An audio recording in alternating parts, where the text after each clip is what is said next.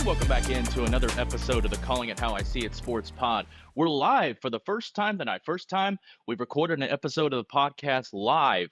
We're doing it here on Twitter Spaces. I'm joined by my good buddy Quentin James, who you've heard on my past pods on YouTube. You can find that link in my Twitter bio, as well as our link to our Spotify. You can also find my TikTok on my tweet announcing the launch of this Twitter space. Bear with us. Pretty much all three of us are relatively new to Twitter Spaces. I think we got everything figured out. But, if we get technology issues along the way, we'll work through them. That's what we do. And please feel free to join in and chat. Both of them will be attentive to the chat room, as will I, if I can. And we'll answer as many of your questions as we can if you guys want to hop in and ask some questions. So, Briscoe, let's just first start with welcoming you in. You're the first one of the old crowd, if you will. Back when I actually worked at radio stations, we met working back at Sports Radio 810 WHB a few years ago, recorded a couple of segments together. But I really appreciate you hopping on. It sounds like, as you said in your tweet pitching this, sounds like you're a bit like me. You're fighting through some spring allergies to record. We're both online warriors, you might think. Yeah, I really think our bravery here has to be acknowledged. So, yeah, first of all, thanks for having me. Good to be with you again and good to get to chat with you again. It has been a long time. And, I made it through an episode of Only Weird Games earlier today, so I have a little bit of a leg up. But I am allergic to everything happening outside right now, Blake. I really thought that maybe I had a cold creeping on. I think it is just allergies. I've just had it for so long that my body is in just, sick mode now. So I've got some tissues, some cough drops, and some Chiefs draft takes. So hopefully we can entertain some people with that for a while. And if I have to maybe mute my mic at an unexpected time, just assume that I'm blowing my nose. Isn't this the beauty of remote work and Yeah. just the nature of our work doing it online? Nowadays, it used to be kind of taboo to not come into work when you were sick. Then the COVID flipped everything, and now you're the bad guy if you come into work while you're sick. Well, I guess you could view it as a pro or a con. We don't have to get yelled at for being sick, but we got to be pretty sick to not come into work. So Right. You can take it either way. And you gotta treat this voice as an instrument, man. This That's is what true. we got. This right here, this is the job. Who cares what we think about sports? We gotta at least sound okay. Seriously, I have taken cough drop recommendations from singers who do the GQ 10 Essentials videos. I'm like, listen, if that's able to get them through, I need to know what I have to do to make this happen. You are a Serentern. I mean, you know what it takes to keep the vocal folds doing what you need to do radio for hours a day. So we're warriors, like you said. We're very strong. We're very brave, and we're standing up. We're standing up like big boys. Yeah, no video on this one, but I have been known on the podcast with video in the past to sit there with my cup of hot tea. So Yep. I have been known to do that. All right, let's jump right in. Again, feel free to comment in that chat room, and we will get to your questions as we can. All right. So in my last pod, I recapped the Chiefs draft pick. So we're not going to go through one by one again. You can find that on my channel. You can find countless articles recapping the picks.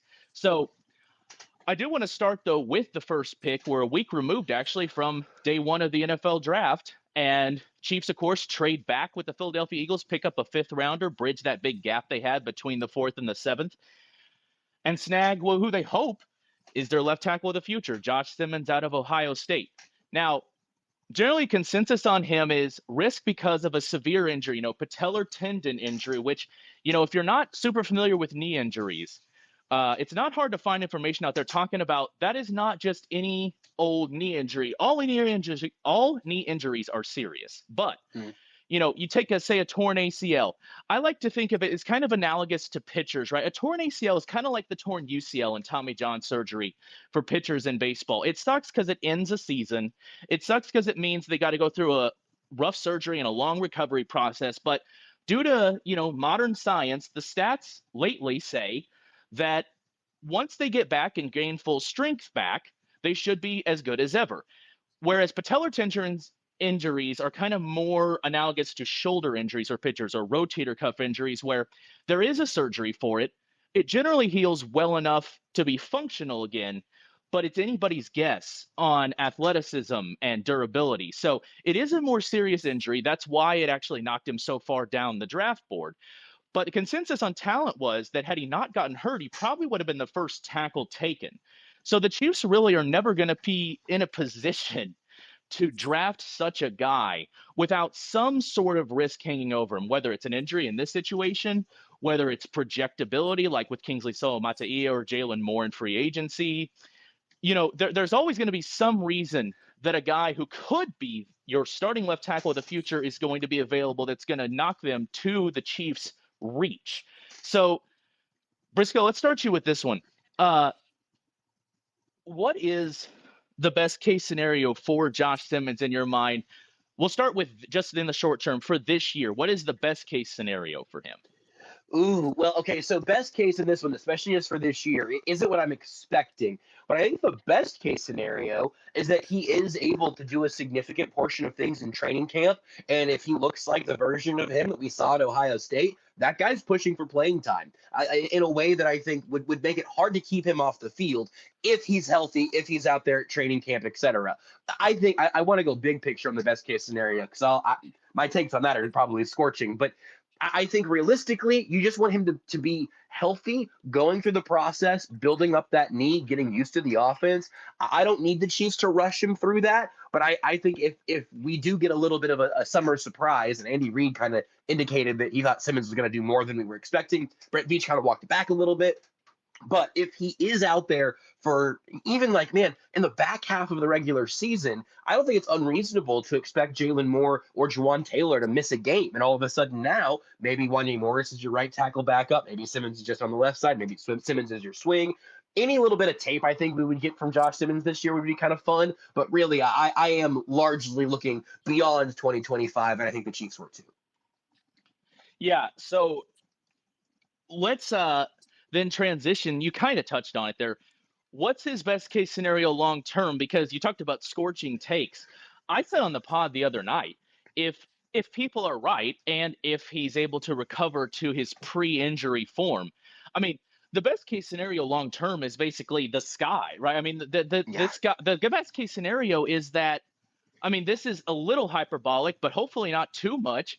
The best absolute ceiling here is that Patrick Mahomes retires with Josh Simmons being the blindside protector for the second half of his career. Would you agree with that, or is that a little too ambitious? What do you think the absolute best case scenario for the Chiefs and Josh Simmons long term is?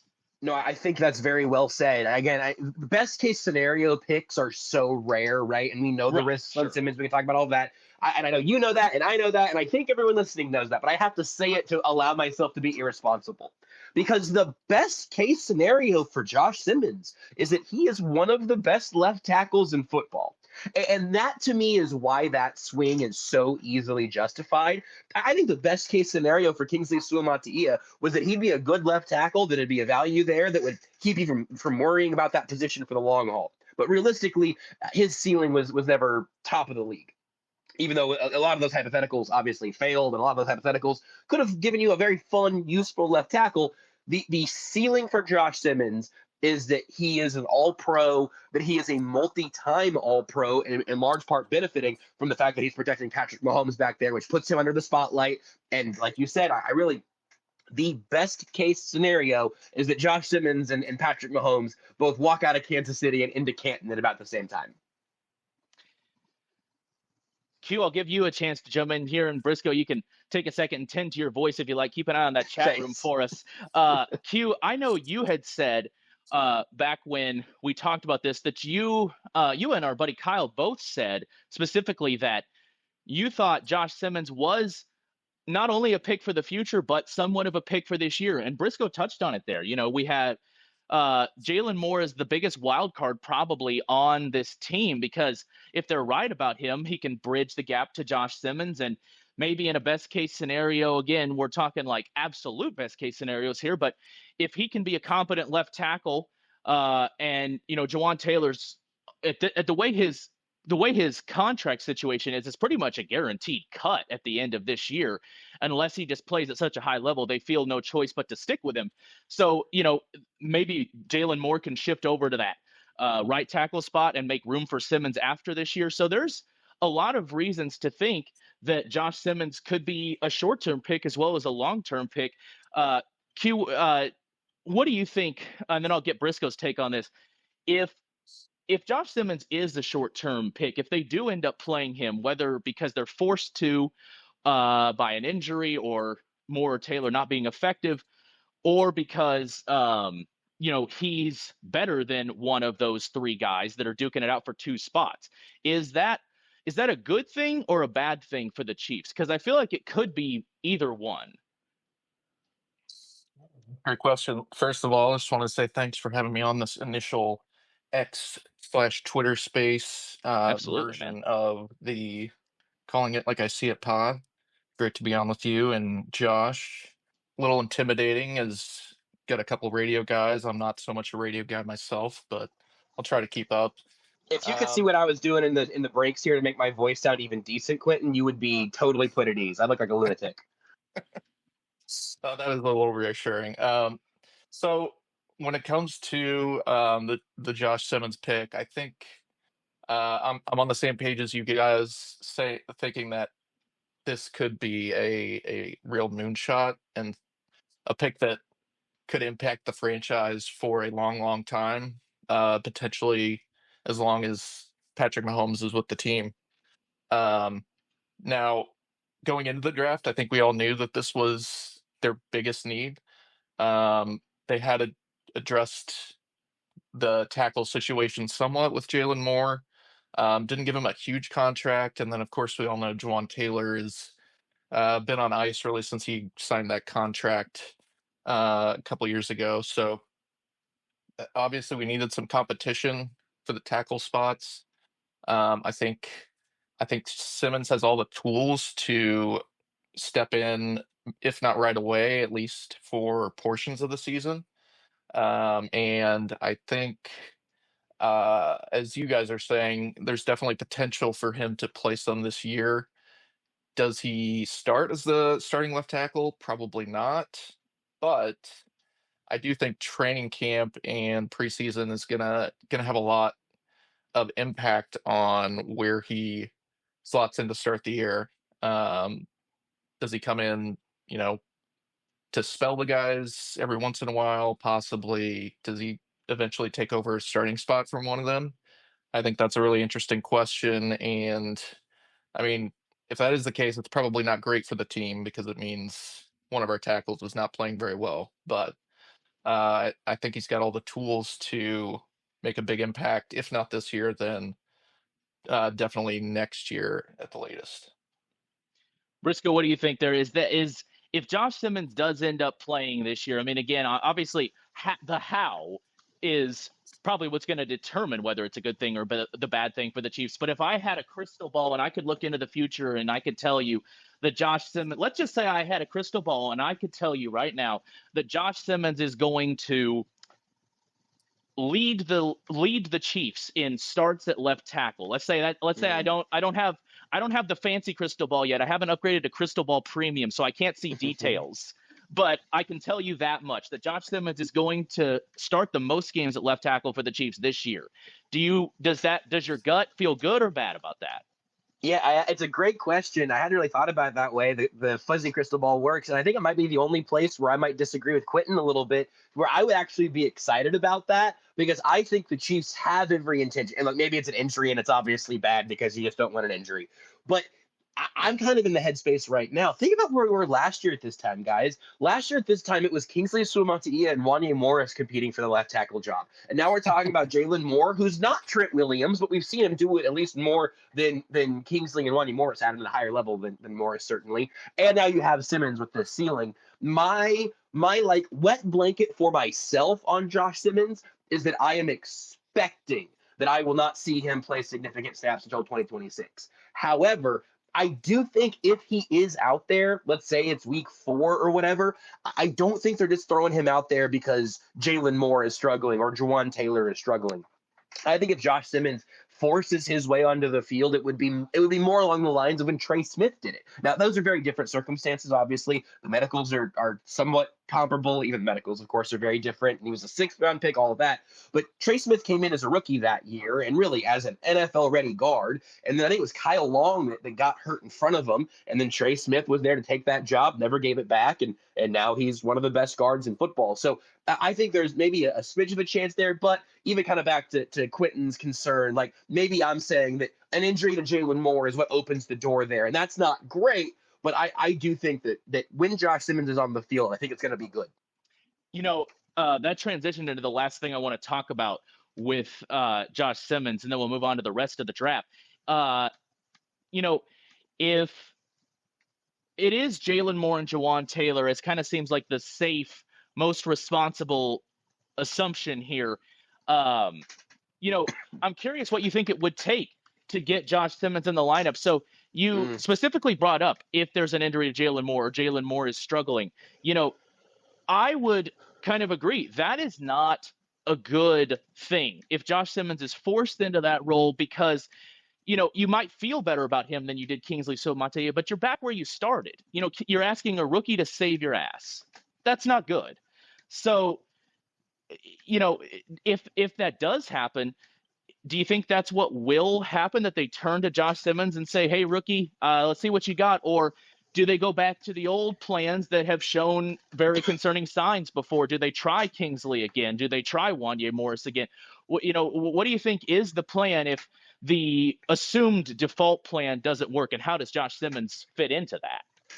I think if Simmons isn't healthy, I think Wanya Morris is definitely your swing tackle. I would be curious to see like rookie Josh Simmons again. Let's say it's week 8 or something. If one of the tackles gets hurt, let's say it's Jawan Taylor, since Wanya Morris has played right tackle more recently. He looks pretty good over on that side, and Josh Simmons has played left side more recently, right? Right. If you told me that Jawan Taylor got hurt and he was going to be out week 8, 9, and 10, whatever, kind of a short-term, maybe a short-term IR stint, I could totally see them just saying, hey, we're going to put Wanya Morris at right tackle for 4 games. He's going to be fine over there, and we're not going to force Josh Simmons to speed up his process. But I think if Josh Simmons was healthy and went 4 to New England or whatever, I think he'd be starting in week 1. So as it is with virtually everything around Josh Simmons, it all comes down to that asterisk of the injury and when he's ready to play. All right, let's move on to the rest of the draft here. I want to talk about a couple overall takeaways from what they did.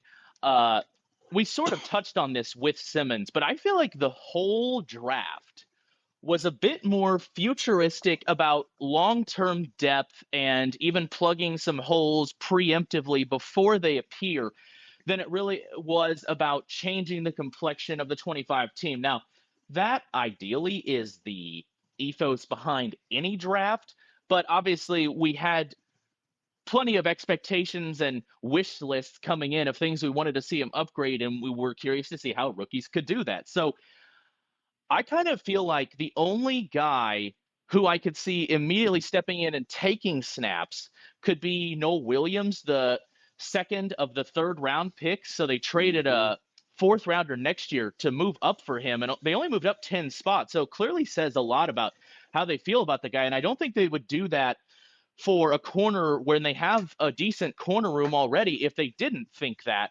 And also considering he did some special team stuff, returned some punts and kicks at Cal, that's kind of what makes me think that. But generally speaking, the Simmons stuff aside, this does seem like a draft that is a bit more targeted at building future depth. Let's say Jeffrey Bassa could fill in for Drew Tranquill next year since he's cheaper to cut than keep. Jalen Royals could fill the Rashee Rice role if they don't decide to keep him around long term. Brashard Smith could bridge the Isaiah Pacheco gap there. What do you think, Briscoe? You see more potential impact from these guys, or does this seem like a futuristic draft to you? No, I think it's very much a draft for the future, and I think that's coming through a lot of different ways here. The funny thing is, I think I might argue that the last pick, Brashard Smith, is the one that has the clearest path to playing time this year, and that's way more obviously. He was picked 228. That's obviously more about the position he plays than it is about the player in a lot of ways. So Omar Norman-Lott is sort of a Tershawn Morton replacement, but you got Jerry Tillery right now, so I think you hope Norman Lott shows you some stuff and he has a bigger role in 26. Ashton Gelati, similar deal. Mike Dana's going to get cut after this season. I can't remember if it's deals up or it's one of those similar situations where his contract next year doesn't make sense. Right. So Ashton Gelati is going to end up taking on a larger role, and then maybe he's even a little George Karlaftis insurance down the road. Charles Omenihu also back on a 1-year deal. So Gelati, I like, but he's kind of a next year player. Noel Williams, I could see getting some playing time. You have a good problem here where I think Christian Fulton and Jalen Watson are both like definitely more than passable outside cover corners, and you have Trip McDuffie, I hope, moving back to the slot when you have 3 corners out there. Williams is my 4th corner in that group, but you want to play 4 corners. And Which Williams? An electric pitcher. Which Williams? Yeah, right. Sorry. Noel Williams, I like the pick. I like the project there. I think they are more or less done with Joshua Williams, unfortunately. But it makes total sense. But you're right. Again, same long-term thing. Jalen Royals, it's hard for me to project a day 3, even though I think he should have been a day 2. Hard for me to project a day 3 wide receiver having a big impact as a rookie. Maybe he's doing more Juju Smith-Schuster things in 2026 or even later this year. You mentioned Bassa and Drew Tranquil, and then Brashard Smith, and his skill set's a little different than Pacheco's, but you need to keep adding to that room. So all that to say, like, yeah, almost all of these picks seem like they are guys who could potentially contribute as a rookie, but their second season is the one where you expect them to have a larger role. And that worked last year for, Jaden Hicks is like a perfect example of that in the 4th round, where he was a guy who did not have a very clear path to playing time, got more playing time late in the year, and now he's what allows you to let Justin Reed walk. They're hoping that Norman Lott or Gelati or Williams or Bassa, hoping that really if 2 of those guys let you move on from an established veteran, those picks are worthwhile. Have either of you ever heard a more perfect name for a Kansas City athlete than Jalen Royals? It's incredible. Absolutely perfect. Do we have numbers for him yet? I don't think that the Chiefs have announced their numbers yet. I don't think so, no. Maybe he needs to – I'm trying to think off the top of my head. Like I was going to say, with the name Royals, he should try to wear number 7. I don't even know who number 7 on the Chiefs is off the top of my head. Butker. Unfortunately, that's taken. Yeah, that's not going anywhere. Well, so here's the problem, Blake, is so that you can think about, the World Series teams. 15 also taken. But 85, I think, could be flexible. I think that's had a few different homes over the years. So 85 Royals would be good for me. There you go. Let's do petition to give Jalen Royals number 85. All right, and then one last thing on that spiel you had there on Ashton Gelati. Does anybody feel like I think this is just the nature of draft analysis. Does anybody feel like we've seen different people saying different conflicting things on him? Like when I first drafted him, when I first started reading about the draft, it seemed like the first reporting I saw was that he was kind of a speed rusher, kind of an athlete, sort of in the mold of FAU, who hasn't really worked out yet so far. Then, later I started seeing stuff comparing him more to like George Karlaftis as a motor guy. And then, Josh, you and I are both big fans of Seth Kaiser's film work. He did a piece that kind of seemed to say that both are true. First of all, I'm just curious if you ever get confused by some of the draft analysis like I do, and also like which one of those do you see, or do you think it is a bit of a both situation? First of all, yeah, I mean, the pre-draft process, then the in-draft process, and then the post-draft process always moves so much. There's always so much going on. There's some people doing really good work. Like the KCSN draft guide is unbelievable. They know what they're doing. A lot of national guys, your Dane Bruglers and whatnot, they can really get into it and know what they're talking about. But man, it is enough to make your head spin if you're not just completely in it. So I end up with a little bit more of Seth's sort of standing in the draft process, where I don't watch a lot of college football. Seth doesn't watch any. And in the pre-draft process, I listened to Matt Lane, Kit Swanson, the KCSN guys, and say, all right, you guys kind of guide what I need to know now. And now that we're here actually looking at the players, then it kind of feels like the truth comes out a little bit, right? You can take a closer look. So Seth and I talked about Ashton Gelati a lot earlier this evening on Only Weird Games. And man, he is over the moon about him. I do think from Seth's breakdown and from kind of fitting these pieces together, I think kind of putting Ashton Gelati somewhere in the middle ground between Mike Dana on the low end and George Karlaftis on the higher end is more the right fit for him. He's a very, very good athlete, but not in the way that you think about edge rushers who are elite athletes, right? And as Seth talked about this, where he's like George Karlaftis with an inch shorter arms but a little more bend. Karlaftis has no bend. He came into the league with no bend, and he doesn't need it because he's still excellent. But if you are the KCSN guide, I think they described him as having a sawed-off build, like a sawed-off shotgun type of build there. So I think the reason he ended up falling is because his measurements were kind of gross, and his arms are a little shorter than it looks like on his film. And Seth's big takeaway that I have no reason to disagree with was that it just seems like he can kind of do a little bit of everything, and that's not a jack of all trades, master of none. Like he just doesn't get to the quarterback very frequently. He was winning in ways where, again, I'll tell you what Seth's kind of his last takeaway today was, but he's winning in ways that don't make him look like he's winning like a short-armed player or a guy that doesn't quite have the length there. And Seth said if he just would have watched the film and not known about the RAS card or the combine measurements or whatever, they probably would have had him be like a mid-late first-round pick type of player. And then late first feels kind of right. He said, mid first would have been a reach, but that's what he saw on film there. I think the fit makes a lot of sense, and I think it Spags. This isn't a Joshua Uche thing, but I think this is Spags saying, okay, well, I can live with a defensive end with slightly shorter arms than I'd like, as long as he can do the pocket crushing stuff that shows up on tape, and it does show up in Gelati's tape. Yeah, just give me one moment. I have actually managed to find my way into the comments on here, so I'm going to looking at those. We have a couple of those. Quentin, I'm curious. Why don't you hop in here while I look at these real quick? I'm curious to know what you think about the overall defensive line building plans now that Briscoe brought that up, because it certainly seems like, and not just on the defensive line, but that's where they tend to invest a lot of their heaviest resources. It seems like they're starting to do what we have been asking them to do for a couple of years now, which is to start trying to invest in the future to bridge the gap when eventually the best guys do fall off. Chris Jones being first and foremost. Omar Norman, we've got a comment here about him. He seems like he's going to fill that Turk Wharton role, give Jones some help on the interior.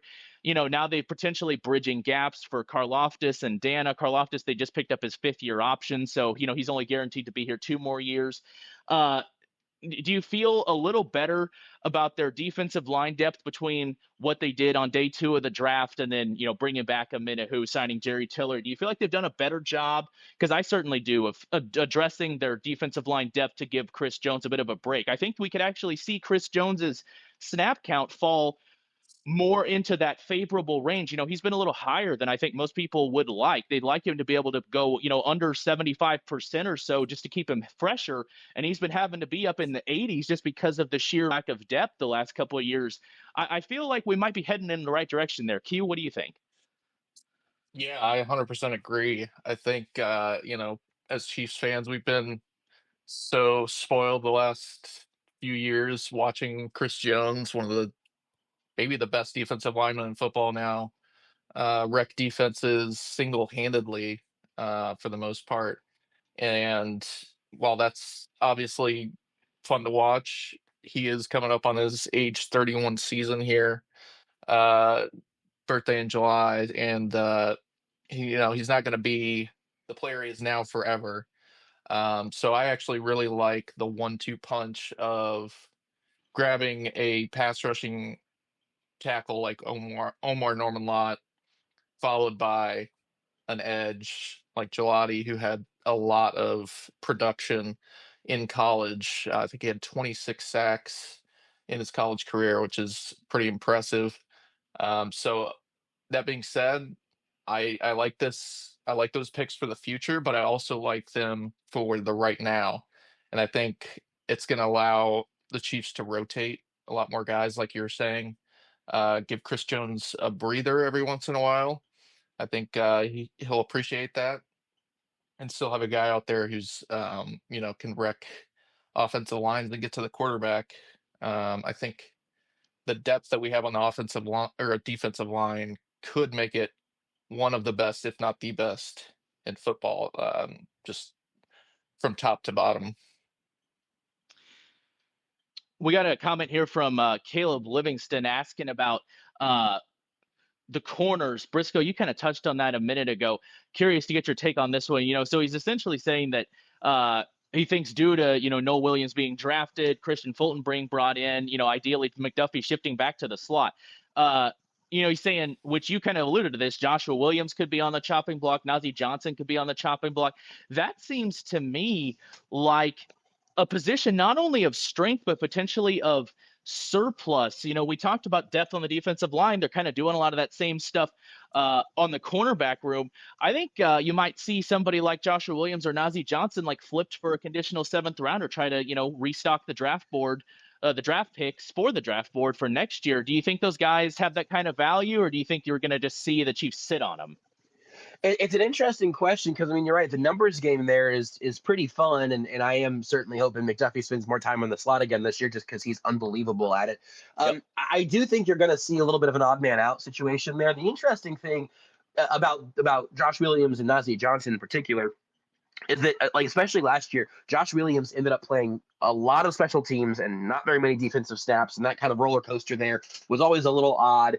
And the thing that does not bode well for Josh Williams is that his special team snaps weren't good. Like, he ended up with a truly, like, noteworthy number of special teams penalties and mistakes when he wasn't getting defensive snaps. When you look at the other guys in this draft class, like, I think the original question is just about the corners, and I think we're all on the right track and the same page there. But Jeffrey Bassett might be a reason that Joshua Williams isn't on this team. I don't think he would take on that exact same, like, outside gunner kind of role. But when you look at young guys on rookie contracts who do have special teams versatility, as Noah Williams does, as Bassett does, as Brashard Smith will as a returner, when you see the Dave Tobe cabinet get loaded up that way, it's even harder for a Najee Johnson or Joshua Williams to find the field. So I think they'd probably have a hard time finding a team to send them anything for either of those. A lot of times, if you have like a 1st-round pick that kind of flames out, maybe somebody else loved them pre-draft. I don't know that anybody else out there is still in love with Joshua Williams or Najee Johnson, but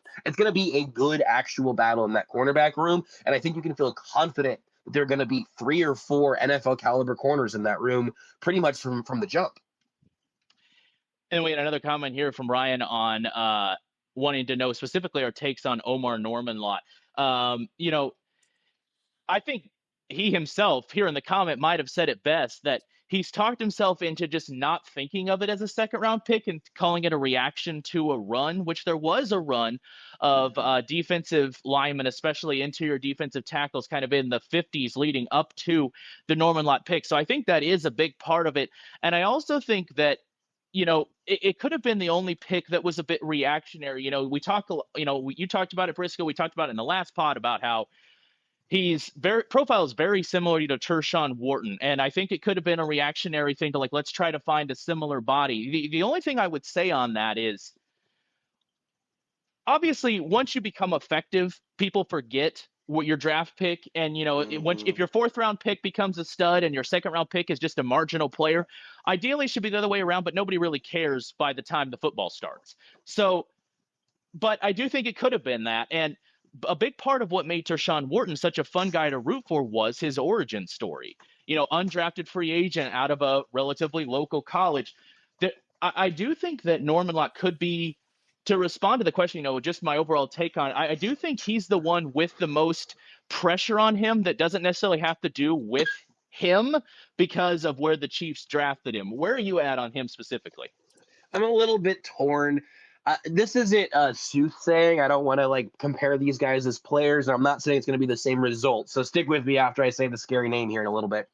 But the one red flag that kind of flashed up for me when this pick got made was Breeland Speaks. Oh, yeah. Again, not just because they're kind of defensive linemen with interesting kind of weird to fit roles and all of that, but because I do think the Chiefs knew they needed to leave the first couple rounds of this draft, top 75 picks or whatever you want to kind of draw that line, with an interior defensive lineman. I think it was their biggest positional need coming into this draft, even more so than tackle. Josh Simmons was the pick because of the circumstances of Josh Simmons. If Simmons would have gone 25, I don't think they're taking Ursary or one of the other tackles there necessarily. I think they would have been fine to let Jalen Moore have the next couple of years and try again next year. But with Omar Norman Lott, so I want to criticize the process to say, man, did you freak out because you realized the defensive tackles were going and you didn't want to have no musical chair left when the music stopped, so you just took that guy? That's not very good process. I don't really like that way of making decisions.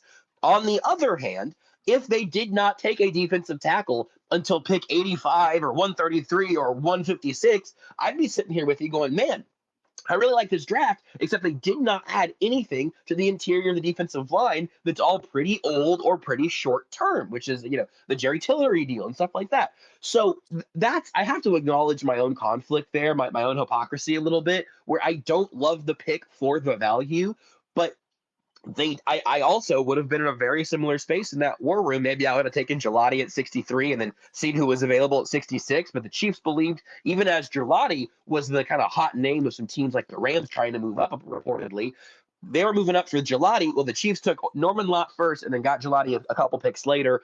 They needed to hit the defensive tackle position. It's really weird that Omar Norman Lott averaged like 15, 17 snaps a game at Tennessee. That's a hard thing for me to wrap my head around. But also, I completely understand why they felt the need to find their favorite remaining interior D lineman and take them there. I like double dipping on the defensive lineman at 63 and 66. The specifics of Norman Lott make me a little bit scared, but I also probably would have sent in a car with a defensive tackle at that point, kind of missing the meat of that run. I can't remember. I don't think it was Philadelphia, because logically you would assume they had pick 64. I don't think it was Philadelphia. I think there might have been another trade or whatever. But Darius Alexander was another, defensive lineman. And I believe he went right after Norman Lott and 2 picks before Gelati at 64. And I want to say that he was kind of profiled as a lot like Gelati. So I wonder if, he could have been the guy, but the Chiefs had some sort of red flag on him. There's all those different draft scenarios that just kind of make you wonder what could have or what could have been. And Shamar Turner went the pick before. Maybe the Chiefs had Shamar Turner and then Omar Norman Lott in that order, but they said Norman Lott is our last guy in this tier, so we're going to take him, which again, I totally get, but that is what they told us about Breland Speaks also. So it is such a difficult line to walk. I'm not like mad about the pick. I don't think it's stupid, but it is a little bit. It's very unique because of the way he was used in college. So it's a little bit disorienting, I guess. Yeah. All right. Next kind of take on the general draft picture. This is another one of those topics that we care a lot more about this right now than we will once the football starts. Because again, like, you don't really care where your good players come from at the end of the day. But, positional value matters. That's why we're so excited about taking Josh Simmons. That's why I at least, and I know you, Briscoe, we're of similar minds here. We're concerned about all the scuttlebutt about how, this year, the running backs, my God, you might not be able to pass up a guy on day 1 or even day 2.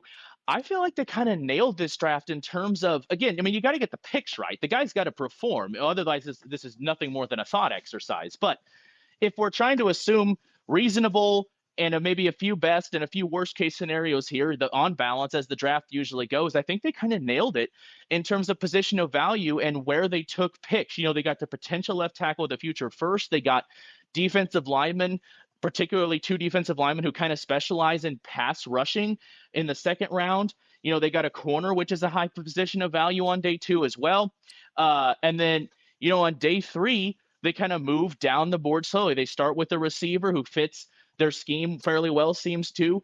Then they go with a linebacker, not an immediate position of need. And then a running back was an immediate position of need, but they go down the Isaiah Pacheco sort of pathway again, different skill sets, but they grab running back in the 7th round. I think they kind of nailed this draft in terms of pegging the value of the positions they were taking. Again, the guys are who matter. The guys have to be good, but I think they kind of nailed this draft in that sense.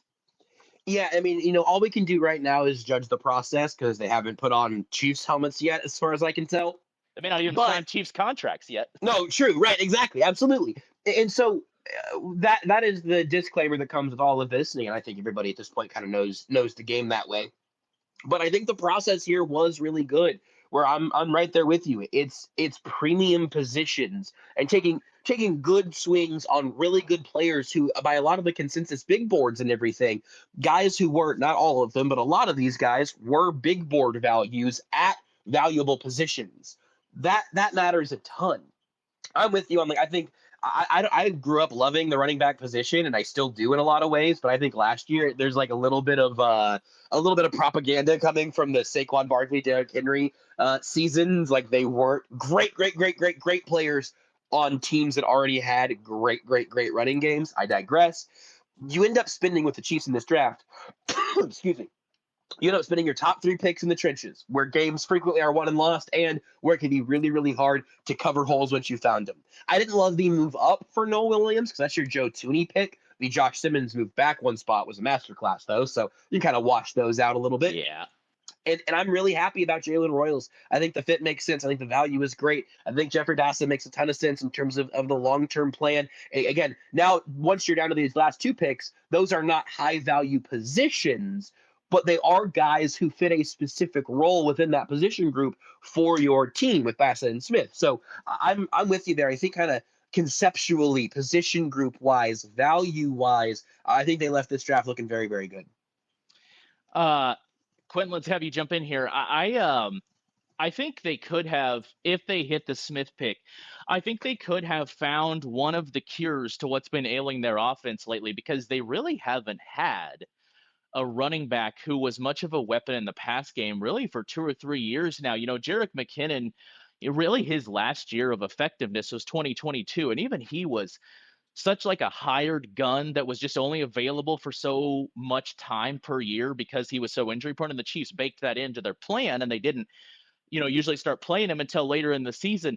And you go back before that, probably the last guy was Damian Williams.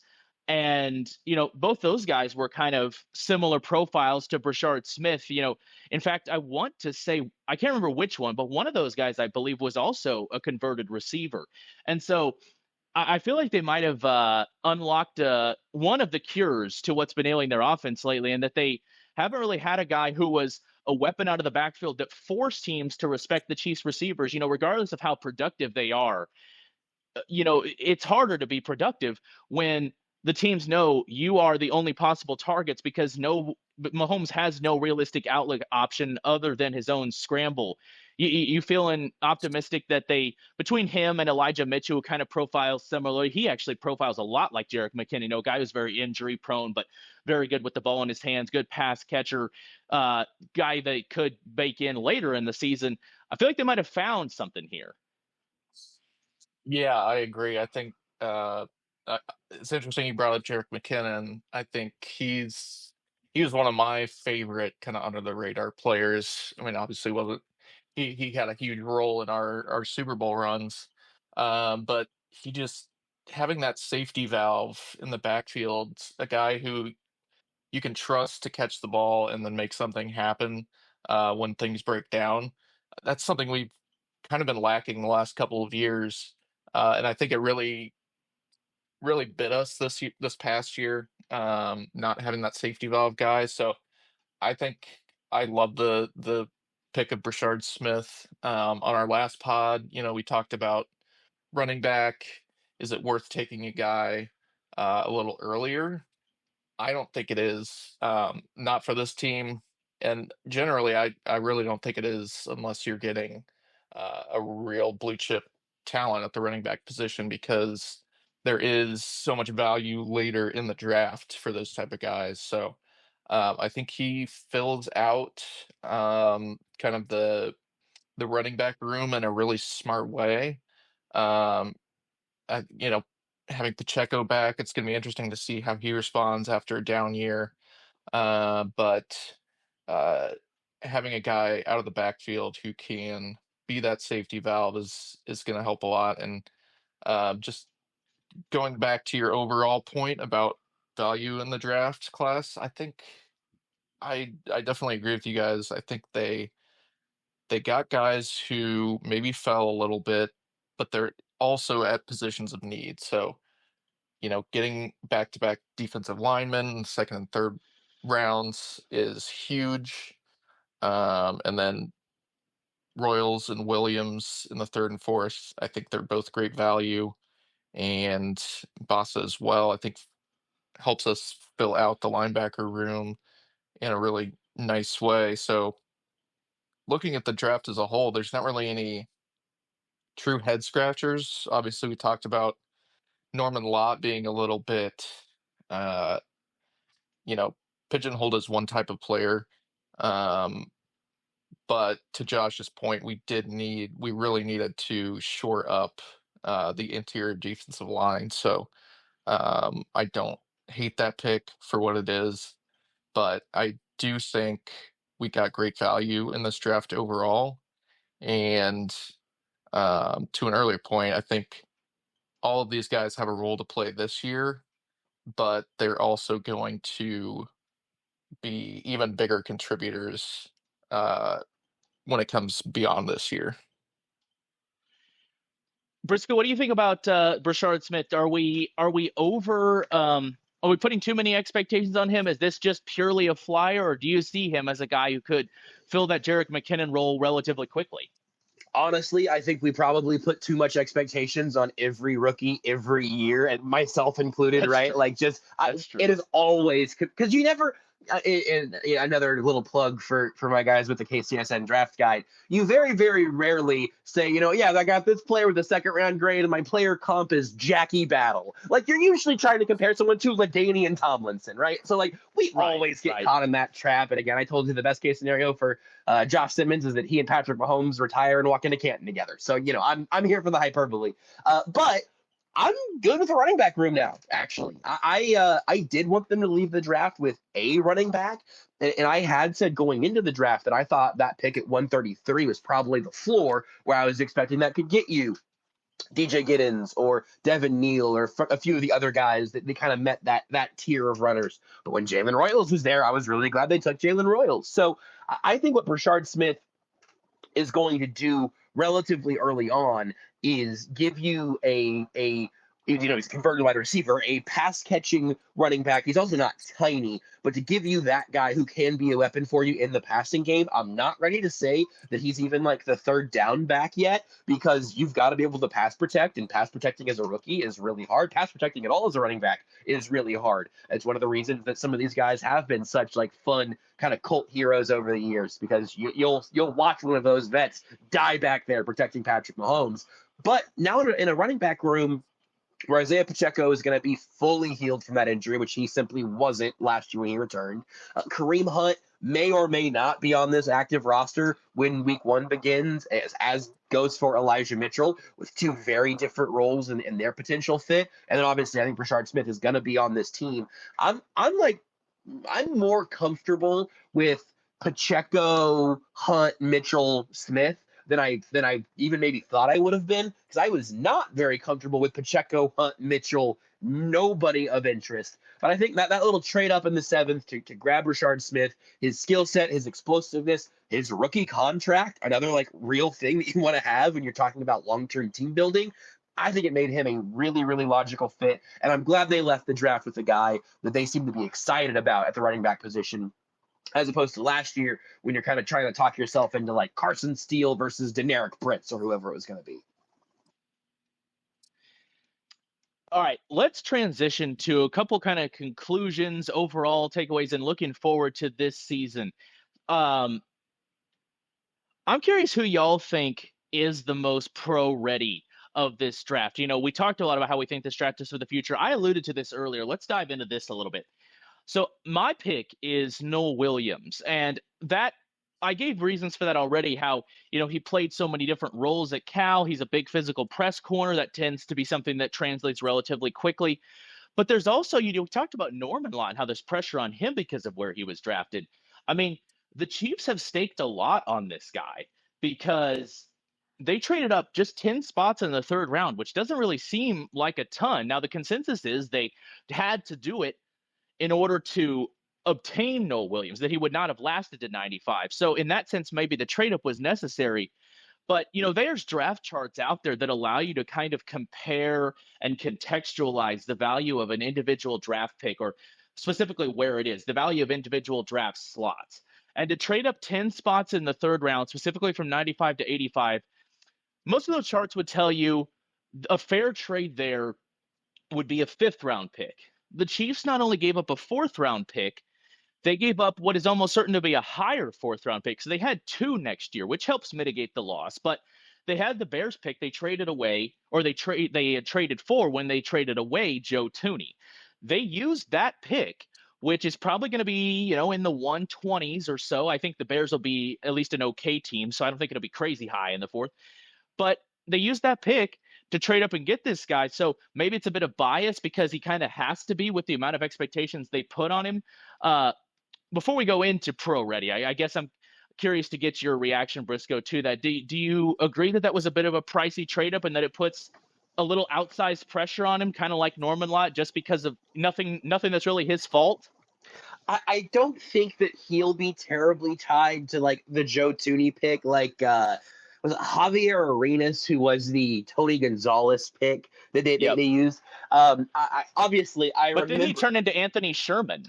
Yeah, They you're traded right. him for Anthony Sherman, so that kind of worked out in the end. It was a long road to get there. Yes, but But like we remember those associations. I don't think Noel Williams is going to, or frankly should, be like judged up against Joe Tooney, but it was a little pricey for my tastes. Yeah, I was surprised that they had to give that up to move up those 10 spots, and it does make that pick a little bit less sweet because they were paying a real premium there, where they basically, again, this is an oversimplification, of course, but they gave up a third round pick and Joe Tooney for this rookie corner out of Cal. When you think about it that way, it is a little bit hard to swallow.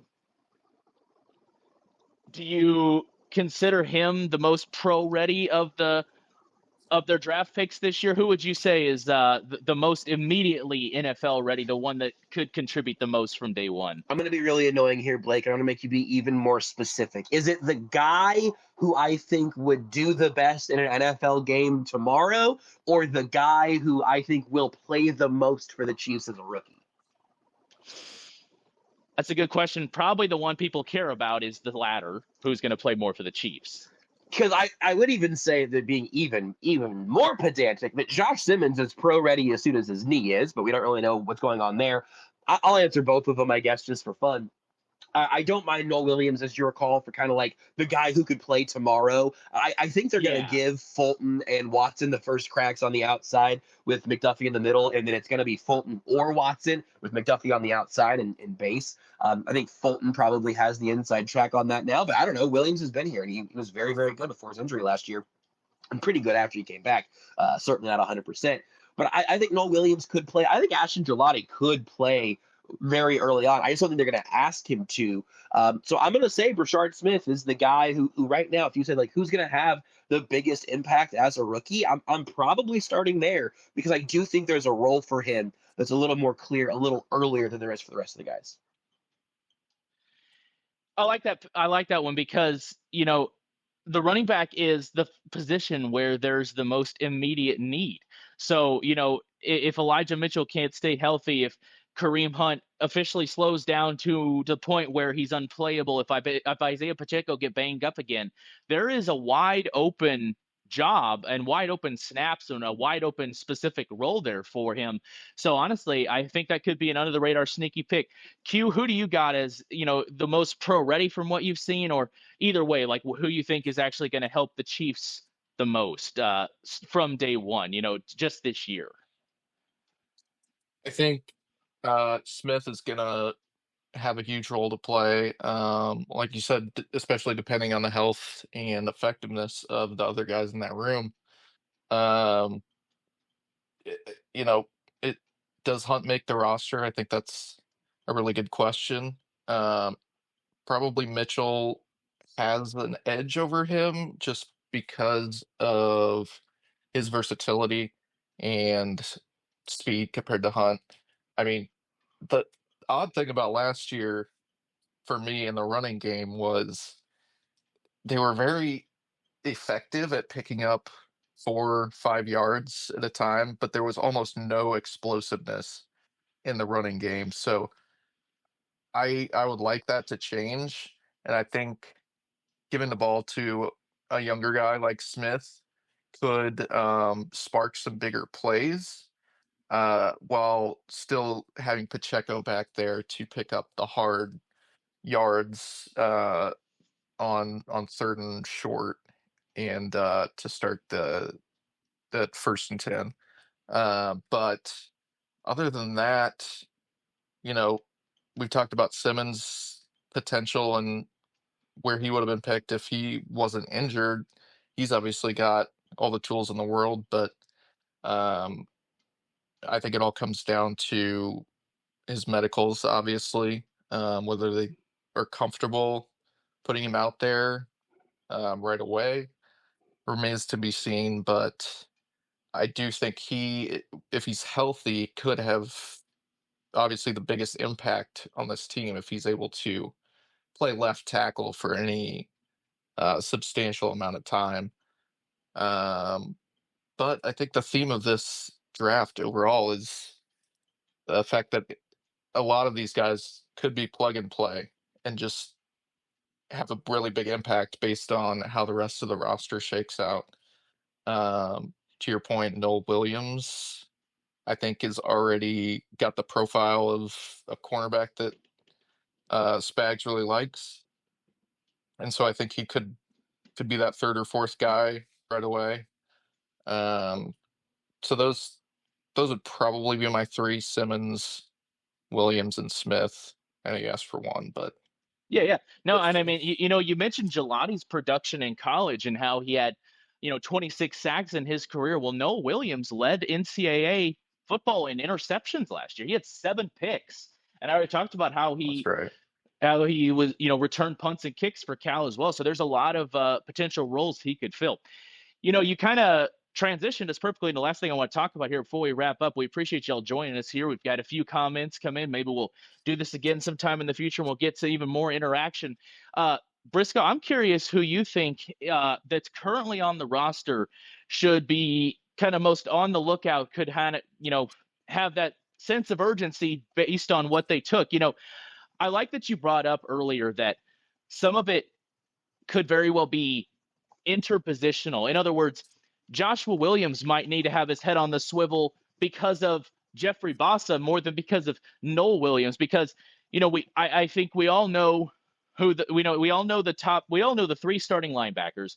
Jack Cochran's not going anywhere. He's a special teams ace. Well, you usually don't carry more than 5 linebackers, and so if there's a position value for that, or if there's a position battle for that last linebacker spot and nobody can win it, they might have to carry an extra linebacker and maybe a corner gets cut. So there's things like that to think about too in the actual roster building. But if we're going off of guys who could a rookie who could bump somebody, I mean, you know, Quinn's not even going to want to talk about this. This guy's name has become a dirty word on our show. But I mean, if it wasn't already, Sky Moore's head's got to be on the swivel, because with Jalen Royals coming in, another guy, by the way, who has some, uh, special teams experience, and obviously we saw that didn't go well for Sky Moore. That's the most obvious guy to me that, based on the numbers game and the skill sets. I mean, the Chiefs might have actually found enough talent to where a guy like Sky Moore, who hasn't produced, gets cut off the roster. Who do you see as the guy with the most to lose after this draft of the established players, the incumbents? I already mentioned earlier that I think there's kind of like a Mike Dana and Drew Tranquil succession plan in there. But since you mentioned the receivers, let's go there, because you're right. I mean, look, man, I certainly hope Sky Moore's had his head on a swivel already. If he hasn't, he's the only one who thinks his roster spot is safe. But I really think the Chiefs are in a spot now where there is one wide receiver roster spot up for grabs in training camp, maybe two. Here's why. Xavier Worthy and Hollywood Brown on the team. Jalen Royals, Juju Smith-Schuster on the team. I haven't said Rashee Rice's name yet because he's the maybe of could be suspended, could be on some sort of. I mean, I guess he could start on some sort of reserve list. But the suspension is really the thing you're looking for there, right? So if he's suspended for the first 4 weeks of the year, he would not take up a 53-man roster spot. So you could stretch this into 7 receiver spots in general. But I really think with like the true kind of breakdown of the roster, you have all of these receivers fighting for one spot. Sky Moore, Justin Ross, Tyquan Thornton, Nico Remigio, who he might be the guy actually, where they drafted 2 return candidate sort of players, maybe even 3 in this draft class. Nico Remigio, unfortunately, because I know he was a fun story and a lot of people like him a lot, he might be the guy who had a roster spot before the draft and doesn't on my roster right now. But Sky Moore, Justin Ross, Tyquan Thornton, Nico Remigio, and then Elijah Badger, who they just signed, the undrafted free agent, who everybody loves, understandably. I can kind of see it there. Those guys are all fighting for 1 roster spot for me right now. And that may come down to the special teams, which would not bode well for your Justin Rosses, would bode well for Nico Remigio. But I really do think that there are 5 wide receiver spots that are all but solidified right now. Again, with a little asterisk that maybe a Rashee Rice suspension could open up 1 more spot. I don't think the Chiefs have enough warm bodies in the room to put these guys on the chopping block yet, and I don't even necessarily think it's smart to give up on them. But I'll chip in too here and say, maybe it doesn't, unless something crazy happens, maybe it doesn't jeopardize their roster spots, but Kingsley Suamataia and Wanya Morris better find their niche and settle into it with Josh Simmons being drafted, because they've both definitively, maybe already in words directly, but now through football decisions, they've both definitively pretty much been told, yeah, your experiment at left tackle failed conclusively and is over. I mean, those guys are going to have to find some sort of role to settle into, or if they keep bringing in guys with specific niche skills, like Hunter Norzad is kind of your backup center at this point. Ethan Driscoll's a development project. I mean, the roster spot's getting more tenuous than you think. I assume the ideal scenario, whether Simmons is in the mix or not immediately, would be that one of those 2 guys takes over the left guard spot, because that's still maybe actually now the position that's most wide open. Now we at least know who should start in a perfect world at every other position. Do you see that as the kind of the ripple effect of the Josh Simmons pick, Briscoe? You think it's between Kingsley and Wanya Morris for the left guard spot? Yeah, I do. And it seems like it's going to be Kingsley getting the first crack at it. Also, obviously, Mike Caliendo started there in the playoffs, and in the Super Bowl, it didn't go well. And obviously, Joe Tooney was playing tackle. Lots of reasons for all that. But yeah, I think I don't want to say they need Kingsley to take over the left guard spot, but I have to believe they're relatively confident that he can, because otherwise that Joe Tooney trade gets tougher and tougher to deal with every day. Obviously, it was salary related, and they still have Trey Smith on the franchise tag, but haven't actually gotten a long-term deal done with him, which is also a little scary, and they probably will figure that out, but you're paying a guard a lot of money.